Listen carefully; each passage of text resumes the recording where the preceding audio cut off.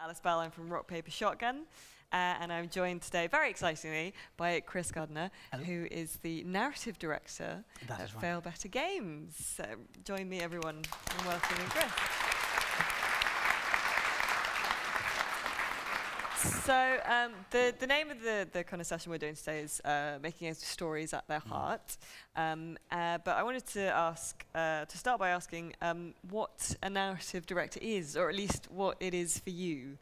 I live my life in the constant hope that someone will come and tell me. But I do a bunch of different things. I guess one of the things I do is I will come up with sort of high-level story concepts for the game. So for Skies, for example, we were writing this in an established universe, so a lot of stuff was already in place. But setting the game out in this kind of weird, wonderful space that we had was new to us. So I had to pitch kind of different versions of what space would look like. And I sort of pitch them to the team and then look in their eyes and see if I either saw excitement or just horror or or panic. So yeah, establishing kind of high-level story direction and working on developing what the themes of the game are, working on how we make sure that those themes are then implemented into the game. So, for example, on Skies, fairly early on, we sat down and had a big session to work out a series of content maxims that we would use throughout the game, like little phrases that we would use to work out if a particular idea was a good fit for the game. So one of them, for example, is mind your manners, which A, is very British, and this is a game about the British Empire in space. But also, it's about that the British Empire is going into this place that has established kind of culture and traditions of its own, and you have to be careful about how you interact with them, because the things out there are much bigger and more scary than you are. Another one was, who are you in the dark? And this idea that when you go out into space and there's no one watching you, what sort of person are you going to become, and what bits of your old self, what habits and traditions do you cling on to, and what do you abandon? So we identify those. I review all the work that comes in. That's the last thing that happens. The first thing that happens is I'll write briefs for the stories that we write. I'll work with writers to develop those briefs into pitches. I'll answer lots of questions while they're writing, and then at the end I kind of review their work and suggest changes and revisions and all that kind of stuff. I also occasionally write marketing copy, or I do lots of writing for the game. I tend to focus on the sort of interstitial bits of the game. So like, it's unusual for me to write, say, a character or a single port. It occasionally happens, but not much. It's more likely I'll write the content that kicks in when your character starts going mad, because that sort of pervades the whole game and sets the tone for the game. And I also manage our writing team, work with freelancers a lot. And then there's weird stuff, like, I don't know if there's something normally narrative directors do, I don't know what they do in other places, but I had to write 600 locomotive names based on prompts from our Kickstarter backers. So some poor person had to do that, and I decided it probably ought to be me.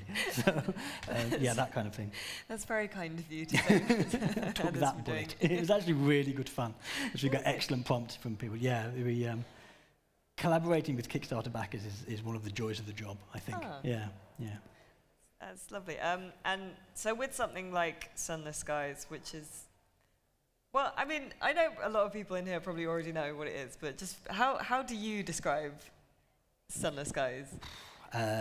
Sunless Skies is about making your way in a bizarre Victorian conception of space with nothing but a flying steam train and a head full of bad ideas. There we go.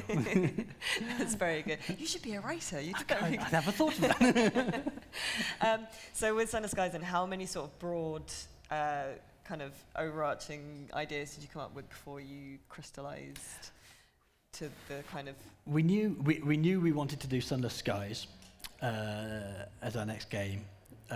So we knew we were going up into the heavens of this kind of world that had already been established. But there was a lot of question mark over what that what space should look like and what sort of game it should be. And the original ideas that I proposed were that it was much more psychedelic and that you were flying around this weird version of space, and what you saw was only what your mind was kind of telling you saw, so that it wouldn't break into tiny pieces. And sort of the things that your mind was interpreting these incomprehensible things in more human ways. And I sort of talked about that quite excitedly to the rest of the team, and the art department said, well, that's nice, but how do we draw it? And Philistine. yeah, I said, well, that's surely not my problem. But they felt that it was. But it was also felt that that was a very kind of high concept, weird approach to it. And it's because we knew we were going to have such high weirdness and weird metaphysics in the game. We needed something that the player could ground themselves on and stand on. So that's when we pivoted to the idea that London itself had gone to the heavens, and a new kind of British Empire was spreading out amongst the stars, and that the core of the game would be feeling a bit more like the sort of space sims that you get in video games, like Elite or something, where you're a captain with a ship, and it took so long to stop people saying ship in the team. By the way, I make them say train or locomotive, and people still say ship, and I still hiss at them every time. And so the sort of activities they would be doing would be trading and fighting pirates and stuff to start with, and that gives them some sort of bedrock to stand on, something familiar that then we can surround with this bizarre kind of metaphysic and this very strange world. And when we say, like, with games with stories at their heart, story is so important in this game, and to the extent that, you know, so like the character advancement is story based, right? Which is yes. Yeah, I think there's some of the slides on here. So when you gain a level, rather than just buying up a stat, you choose a little nugget of backstory, something from your character's history, and you make a little choice about it, and that determines what your stats are going to be. And I think this is an approach we took a number of times in Skies, where we wanted to find ways. This is the character creation bit, so where you choose what you used to be, and there you go. These are the things from your past that you can choose. And when you choose one of them, he says, getting the timing slightly wrong, you get a choice like this, which establishes something about you. And yeah, this is something we did in a number of places in Skies, was try to find unusual places to put story. So character advancement is normally the kind of most mechanical bit of a role-playing game, where you're assigning points and choosing skills. And we wanted to make it about another opportunity for the player to say something about their character. If you want to just worry about the numbers, you can just look at what numbers they give you and choose them. And then if you want, you can kind of rationalize how this person started out as an orphan and ended up as the most celebrated poet in London, or whatever. And that's quite a fun game on its own. But we found it worked. Players responded very well to it. I think because they're just not, it's a surprise to see story there. And there's ways we can bury little bits of lore and stuff in there. And the questions that we ask, when you pick one of these things, it asks you a question. And the questions that we ask are quite provocative. They're a little bit intrusive. So the one that pops up on the screen is, it appears you've chosen the background, a lost love.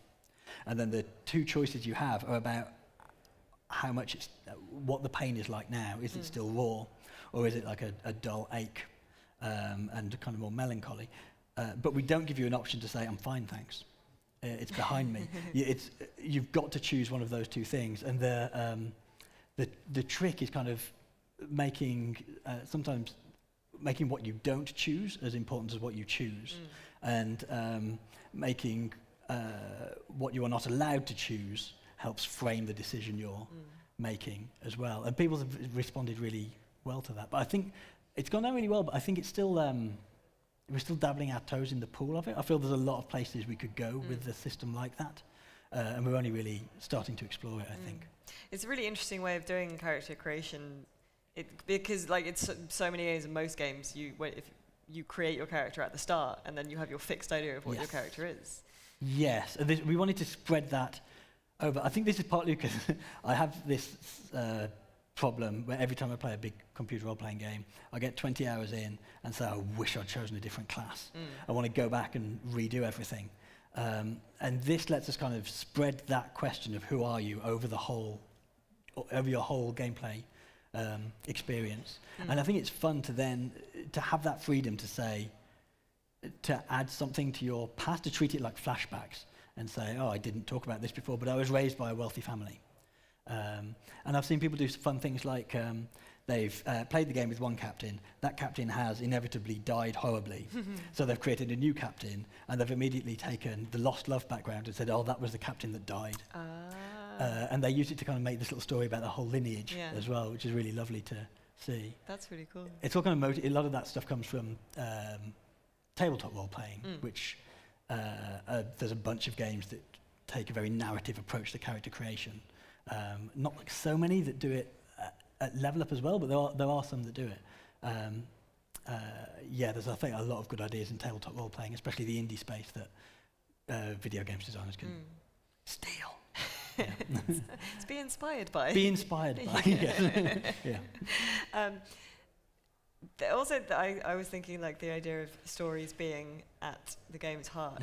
They're a really important part of it, but they're also buried, kind of hidden as well. Yeah. And looking at Sunless Skies, I wouldn't know where to start creating the story and the narratives that are hidden there. So do you start with like the map and then you write all the stories and then you decide where to bury everything, or do you just come up with interesting tidbits and decide to put those in afterwards? Or we started off by thinking we have 4 big regions in the game, and we started off by thinking of what the character for each of those was going to be, and that gave us 4 kind of different types of horror. So the first region you start in, the Reach, is a very a frontier area in a wilderness, and it's kind of about the horror of the natural world and the horror of the environment, and it's full of things like those inspired by those what are those? Is it the cordyceps fungi that goes into the brains of ants and makes them climb up to high places so they can die somewhere that's situational and useful for it. And then the next area, Albion, is where London is itself, and that's about social horror. And the horror of empire and the prices it demands. The third area, Eleutheria, is about the horror of being lost and the horror of the dark. And the last one, the Blue Kingdom, is cosmic horror and bureaucratic horror. I don't know if bureaucratic horror is much of a genre. I guess Terry Gilliam does some bureaucratic horror. John T, who organises Rezzed, is here. John T, is bureaucratic horror a thing? Is that a thing? Yeah, okay. Yeah, it's perhaps a niche, but yeah. So that gave us these kind of 4 broad concepts that we wanted to explore. And then we did sessions where the writers would pitch ideas. I would write a document saying, this is a sort of rough overview of this region and what it's about and the sort of overall conflicts that are in it. And then we'd run a session where the writers would pitch different ideas for ports within that. And we'd discuss all those ideas, we'd revise them, we'd combine some of them. And then from the whole of that, I'd go away and then write up a big document about that region. And kind of across all that process, we'd have come up with stories that we'd then want to explore. So it really develops out of this long, quite long process. We know each port has a story, so there's one there. We have our you can recruit officers to your crew. Each of those officers had a storyline, and we would use the officers to shine lights on different bits of the lore that we hadn't got to explore elsewhere. So there's a officer, I'm trying to think of a good example. There's one of my favourite officers is the Rat Brigade, who are a gang of rats that you recruit. But their story is all about how they were like these mercenaries in this war that's fought in the first region, and how they were sort of betrayed by both sides. And the story is about the rats and how they survived it, and their relationships and kind of rebuilding them, and the choices they had to make. But by doing that, we get to look at this kind of bigger conflict through the eyes of your humble rat, which gives you a kind of unique perspective on it. There's another one. One of your officers can be your aunt, who's quite incorrigible, and sort of perversely, we picked the story that she sheds light on is the whole massive secret of how Queen Victoria, when she came to the heavens, how she conquered a son and claimed all this power and stuff. And it starts out as like going for scones with your aunt and stuff. So yeah. And so, what does the writers' room look like? Because I know you mentioned you've used quite a lot of freelancers as well. Yes, I think the structure of Sunless Skies works very well, and Sunless Sea, this is something that was discovered when the team was working on Sunless Sea, is because you have these isolated islands and these separate officers, that's quite a good nugget of story to pass to someone. So we worked a lot with freelancers, and the trick there is to find the story that they're going to really run with, because we don't want them to write like us. We want their voices and their approach to storytelling. We just want it to fit with what we do, and sometimes that means expanding our ideas to make room for it, or rewriting our lore so it fits more easily. Often it means helping them identify. It would be appallingly unfair to expect them to know all this. It's a very lore-heavy game to expect them to know all that. So, like, asking them to tell us what story they want to tell, and then we suggest bits of lore that they could tie into it. And sometimes it's about offering them an idea and sort of going, do you like this one? And they don't, and you say, well, of course you don't, that one's terrible. Would you like this one instead? They're kind of waiting until they go, oh, yes, that's the one for me, and start exploding in ideas. Yeah. Is it fun kind of integrating all their stories and it is, and it adds to the world a lot. It helps with the world's breadth, it helps with its diversity. And it's really good fun when they come up with an idea that we never would have thought of, but it fits really well, or if we tweak something around, it will fit perfectly. We try to give freelancers quite a lot of space to contribute to the lore. We've got really good things out of that. You mentioned trying to sort of put story in unexpected places, and you were saying just before we started the talk that you've sort of transitioned to putting words and text on the art as well. This had a weird, there's some more pictures about this, but this had a kind of weird genesis, because when we made Sunless Sea, one of the last trailers we made showed you sailing around, exploring the Sunless Sea, and then we put bits of words from our prose, like that bit. We'd take little snippets and then put them on the game screen. And then we did that, and we thought, oh, that looks really good, doesn't it?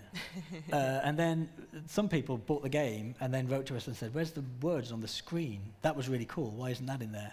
And we were like, that was just for the trailer. But that was what kind of made us think, oh, we shouldn't be keeping words in their boxes. We should be breaking them out and putting them on things, which led us to developing quite a robust system for it. So we can just have them placed on the map, and there's like basically we have lists of little messages that can appear as you're exploring, and it picks randomly which ones appear.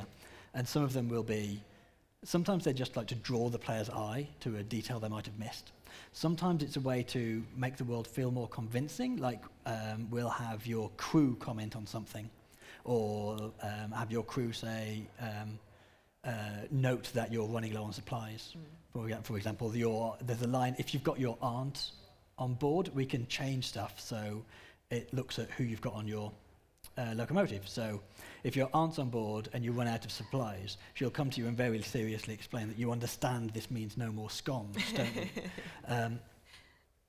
And we can do things like then attach them to specific places, so then your officers can comment when they approach a particular port. So you can get different characters' opinions on a port, and some of them might like it and some of them will hate it. And we found it's really useful it's a good way to convey bits of lore. It's a good way to make the world feel more alive. Sometimes these things take the form of like little snippets of songs that people sing when they reach a certain place. Sometimes it's a good place to put gags. And sometimes it's just a way to put emphasize a point of atmosphere.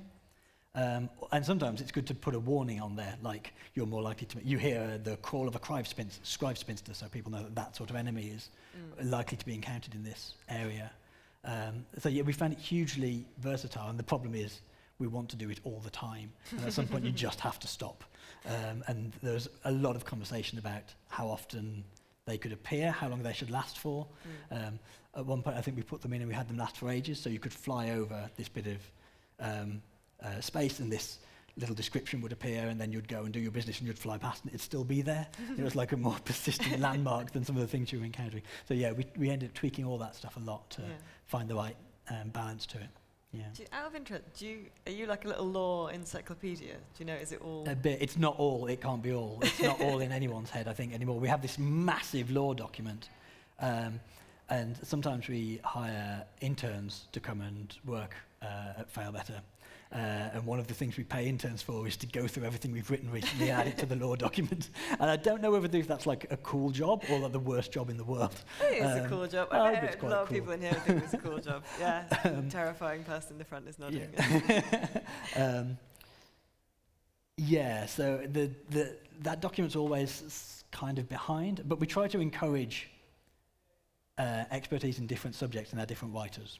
So a writer might have responsibility for a particular character, and then if someone else is writing that character, they'll go and ask that writer questions to make sure they're getting it right, and would this be the right sort of thing they'd do, and whatever. But that kind of fosters expertise in that writer, so then we know if we're not sure about the law, that's the person to go to. So we tried to spread it out amongst a few brains.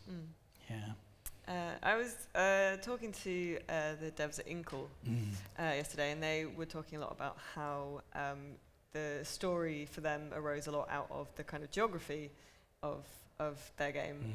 So has there been a big interaction for you between, like certain, like a port in this area would have this kind of story connected to it, or do you create, little islands where a story that you really want to do would work? Yeah, it's a bit of both. I just went and played Heaven's Vault at the Inkle stand. It is amazing. It's really interesting hearing that. I can see why they say that. I was surprised at how much the physical environment there shapes the game. I can't wait to play it. It's out on April the 16th. Everyone should go and get it. But yeah, I think we sort of we have a lot of back and forth in our working method. So what comes first with the idea for a port is the narrative idea, and then we'll give the artist will read that narrative idea and we'll give an art brief to them, and then we'll inevitably get questions like, well, this is a very nice art brief, but what colour is sadness? And they'll kind of drill into the details with us. And then often the questions that they ask will end up affecting the story we've written and how the port looks. And then when they go and they actually make the in-game representation of it, the writers will kind of go and look at that, and then they'll change bits of the writing to reflect it, often. And then we also look for opportunity. When we're writing these little messages that appear on the game screen, that's always done after the art is in, and we found it initially. I thought we could just write those, and then the artists could bung them, the developers could bung them in. Bosh, done, brilliant. But we did that, and then they just looked like total non sequiturs. These messages would pop up that seemed completely at odds with the things you were seeing on the screen. So we learned that you had to. The only way to write those is you have to be able to fly around this fully artistically realised bit of the world and look for stuff that attracts your eye and incorporate that into the writing. So kind of different bits of the story come out at different times, which means there's lots of back and forth with the art. Yeah. I liked your the colour of sadness. I wish I was lying. I'm not lying. What colour do you think sadness is? I think it's probably a sort of indigo. Indigo. Yeah. There is this kind of suffusion of sort of melancholy but also whimsy and and it feels very, very European, but specifically very British, very English, I think, as well. Well, we really like the British tax breaks that you get if you make your brain very English. So they are super tasty. I think that Britishness has become one of our selling points, and it's what people look for. It's a big part of our audience is American, not British. So some of the stuff we write for a British audience, and there are jokes in there that you'll probably only get if you're native British. And then other jokes are aimed at an audience that is not natively British, but is really like that vibe. The Renaissance Fair crowd. Kind of. I think that any time we mention tea, that's more for the American audience than the British audience. Okay. In a way. A lot of it, like most of us in the office, drink coffee. but and some of the kind of the mannerisms and stuff we do, we will exaggerate a bit for non-British audiences, and then we'll do other kind of really little. I think we've got a line in there about something really horrible happens, something genuinely horrific, and we describe it to the player as being it's totally mortifying. It's like you just looked up at the same time as the other person you're on the bus with, and you met their gaze. And that's the thing that, you know, if you live in London, it's the daily nightmare. Oh, yeah. Yeah. So, and it's also become we try to explore bits of Britishness that perhaps aren't explored much in other games, like. We've got a British Empire in the game, and it was important to us not that we make this comedy British Empire or this sort of bombastic British Empire, but that we explore the price of empire and the consequences it has and the mindset it encourages, which meant digging into colonialism, and we did a consultation on colonialism because we had this original conception. This is entirely my fault. I was very allergic to the idea of doing sort of Star Trek Aliens, where an extraterrestrial culture you established was basically an Earth culture, but with the serial numbers filed off. Yeah. So this is an honourable warrior culture, or whatever, and I didn't want to do that. Some of the kind of initial choices we'd made about setup or that had already been established meant that the bit of space that Britain was going to was largely unoccupied when they arrived. There'd been sort of a big apocalypse or a collapse, so it wasn't an active, thriving society. But in doing that, I suddenly woke up in the middle of the night and thought, oh God, I've made like a colonialist wet dream of this kind of vast expanse of space with untapped resources and no one to exploit to get them. And that's when we said, whoa, okay, let's take a step back and examine this, and did this consultation on colonialism. And the big thing that came out of that was empire and colonialism always comes at a cost. And empire is very good at hiding who is paying that cost and distributing responsibility for that cost, but someone is paying. So anytime you're showing a sort of advantage to empire, you've got to think about who is paying for this, because someone is. And that led to us considering lots of stories that we just wouldn't otherwise have examined in any depth, and it kind of radically affected how we portrayed the British Empire and that region in particular, Albion, the whole character of it, and that's where the social horror aspect of it really clicked in, I think. And it can be quite, it's probably not the right term, but kind of quite heavy going, because there are a lot of like very serious themes, and it is, like I said, quite sad, but in a way that obviously a lot of people really connect with as well. Yeah. Do you sort of try and balance the unbearable horror and sadness of the void with, you know, scones? Yeah. Scones will solve 90% of your problems, we find. But yeah, we do. But we also find that you have something awful or epic happening, and then you drop in something whimsical. It doesn't always, you have to be careful, you don't want to undercut the mood, but it can often heighten the mood, because it gives you this release of tension, and then you're back into it and building up again, and it gives you a contrast. So there's a very late game bit where you've done something, you're in the process of plotting the murder of a son, and as part of this plan, you've had to seal yourself away for like 300 years, and you had to do all this clever stuff to arrange that. And you've locked yourself in this room for 300 years, and we have all these scenes about the world kind of racing by outside you, and the dramatic things that are happening, and empires are toppling, and all this kind of stuff.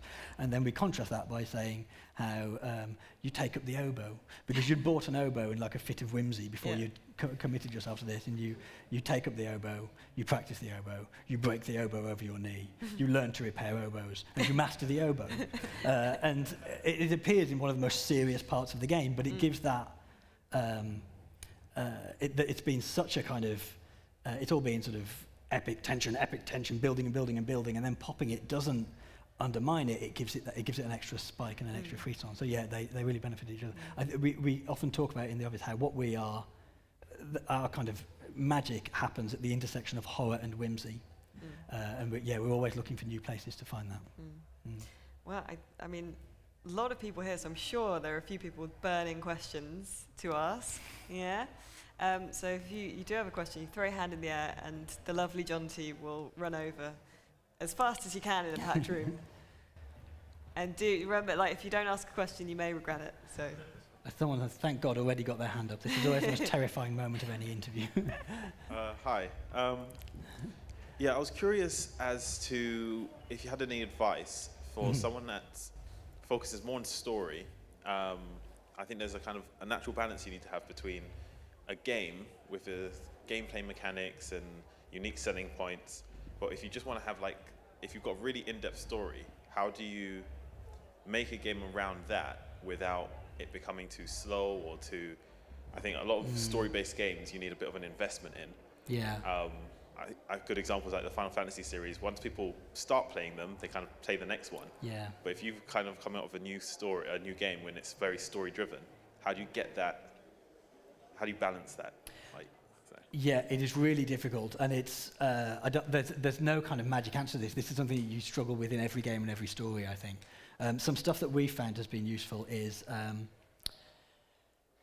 firstly, working story into your game mechanics. So different game mechanics become conduits for you to drip feed story to the player through.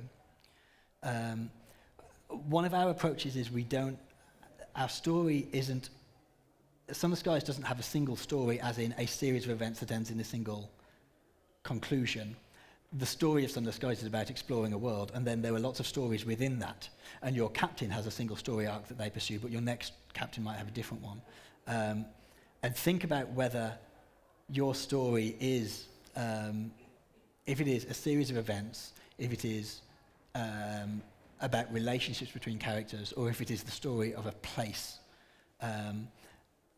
Because you can tell all those stories in different ways. Telling them by events is often hardest in games because it often involves taking control away from the player so you can show them a cutscene or whatever. So yeah, think about the different angles you can take on telling the story.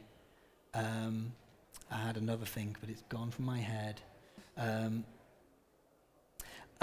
Yeah, and I think focus at first on, don't try and sell the player on the whole grand story to begin with.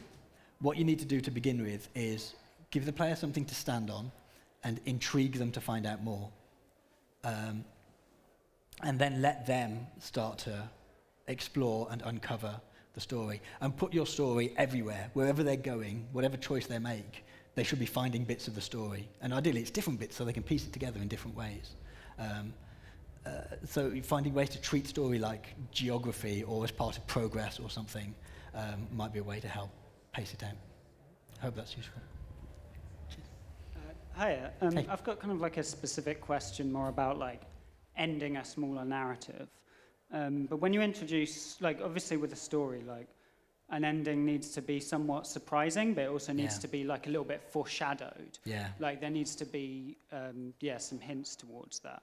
But once you introduce player choice, does this become far more harder to reconcile those things? Like it reminds me of when the old Roger Ebert thing, when he argued that Romeo and Juliet wouldn't be a tragedy if it had player choice. Player choice reduces that story from this kind of, Yeah, I guess, but I think that's just about choosing a story. That's true. Romeo and Juliet isn't a game; it's a play, and it's perfectly developed to be a linear sequence of events performed on a stage between two compelling leads. And there are plenty of stories you can write that allow for player choice. You do have to think carefully about what the impact of the player choice is going to be. And people might be fine, if your story has a single end, people might be fine hitting that single end as long as they feel it's a natural end, it makes sense, and they've had plenty of choice up until then. Or if your game is set out so that player choice isn't about affecting the course of the story, but about other things, that's okay too. I think that there's a phrase I heard that always struck with me for endings about how the perfect ending it comes as a surprise, but then when you think about it, you feel like it couldn't have happened any other way. And that's kind of what we go for. And I think one of the ways we try to do that is we work out, we don't come to the end last. We always, before we start writing properly, we know what the endings to a story are going to be. And there's normally, for the way we do stuff, there's normally a number of endings. And then we work backwards to work out what choices the player could make that would incline them towards one of those endings. So rather than you reaching a point and then you decide, do I want an ending A, B, or C, you're making decisions that will affect which of those are more likely as you're playing through the whole game. So it's about finding ways to diffuse that decision, that outcome over a number of decision points in the game that preceded it.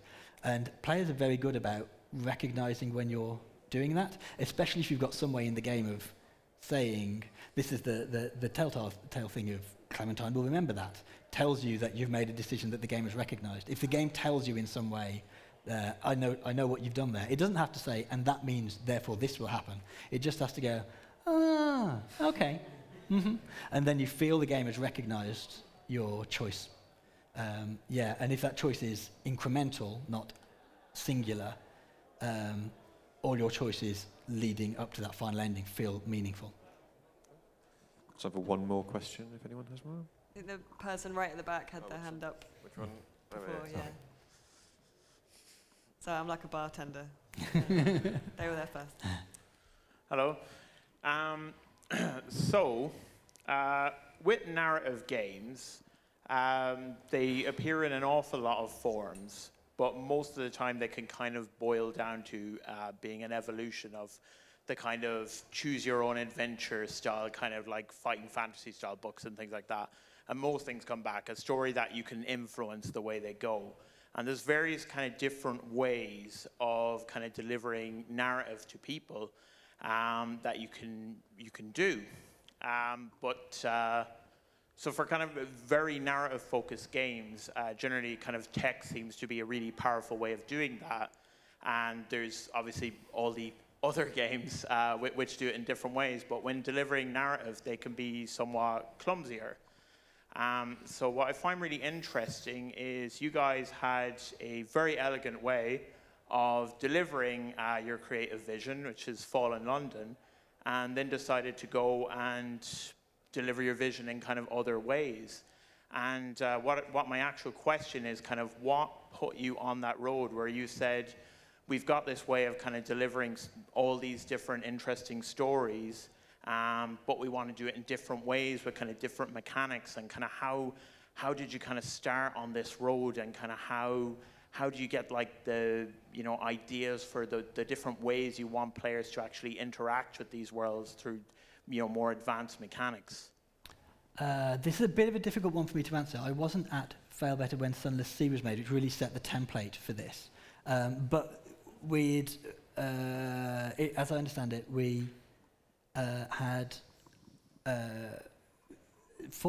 we'd done Fall in London. We'd tried some other things. So Fall in London is an entirely text-based browser game where all the story is delivered through prose.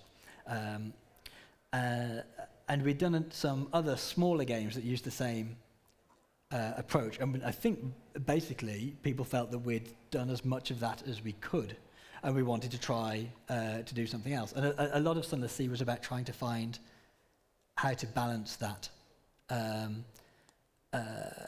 how to combine the gameplay with the story, and this pattern of you sail around, you find an island, and then you go into an interactive narrative, an interactive fiction interface, and explore that way. Kind of emerged as a good way to do it. When we did Skies, we ended up looking, because then we had the advantage of having done Sunless Sea before, and felt where some things perhaps didn't balance quite right, or that because this had all been new ground in Sunless Sea, now we'd kind of done it, and we look back on it, we have all that benefit of hindsight and can say, well, if we'd known this now, we would have done it, we might have done it differently. So this is why Skies, we put a lot of effort into revising the the interactive fiction UI for it. In Sunless Sea, it's all in this sort of captain's logbook interface. So you're literally reading pages on a book on a screen.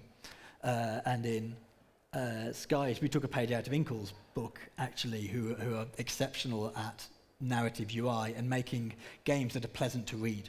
And yeah, we put a lot of effort into making a UI that was much more kind of friendly to reading over prolonged periods of time, because we will expect you to read for prolonged periods of time. And found ways to, the words on the screen here, find ways to sprinkle the narrative into the game while you're exploring. So it's not that when you are flying around, you're in one mental mode, and then as soon as you dock and the story opens up on a page, you're in a completely different one. We found that switch was could be quite disorienting to the player. It felt very abrupt to the player. So we tried to kind of blur those a lot by expecting you to read all the time, not just every now and again. Great, yeah, that's all we have time for. So yeah, thank you very much. Chris, Sunless Skies is here. It is. Is it in the indie room? It is, yeah, on the indie room, just over just that across way. the, so you can go and play it. if anyone in this room hasn't played it, which I suspect you will have, you can go and have a go. But I mean, drag friends there, drag strangers there. We're not fussy. Yeah. Get a friend to buy Sunless Skies. Yeah. So yeah, join me again in thanking Chris very much for being here. It was wonderful. Thank you very much.